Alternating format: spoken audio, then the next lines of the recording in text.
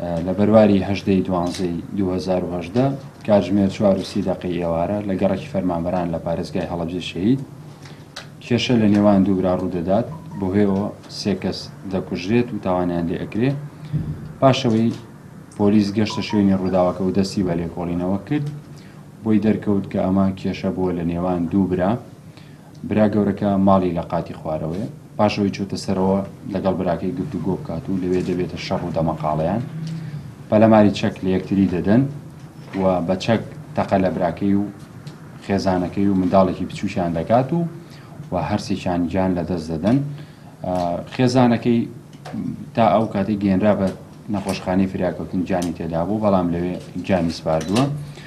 دوو منداڵی تریش لەوێ بوون لە کاتی ڕووداوەکە کە کچن و تەمەنیان 3 ساڵان و 4 ساڵانە، ئەوانیش گوازراونەتەوە و تەسلیم بە کەسوکاریان کراونەتەوە.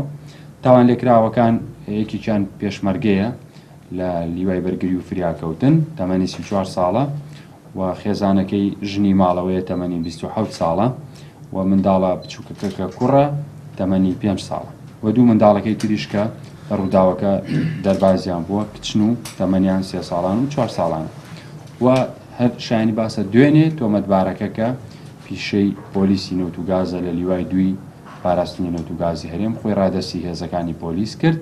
بەسپاسەوە و هاوکاری هێزەکانی ئاسایش و پۆلیسی سی سادق توانرا لەگەڵ هەماهەنگی لەگەڵ بەشی پۆلیسی ناوشار بگوازرێتەوە بۆ بەشی پۆلیسی ناوشار و وەلە ئێستا بە بڕیاری بەڕێز دادوەری لێکۆڵینەوەی هەڵەبجە بەپێی مادەی 406 بەند کراوە لە پۆلیسی پارێزگای هەڵەبجە.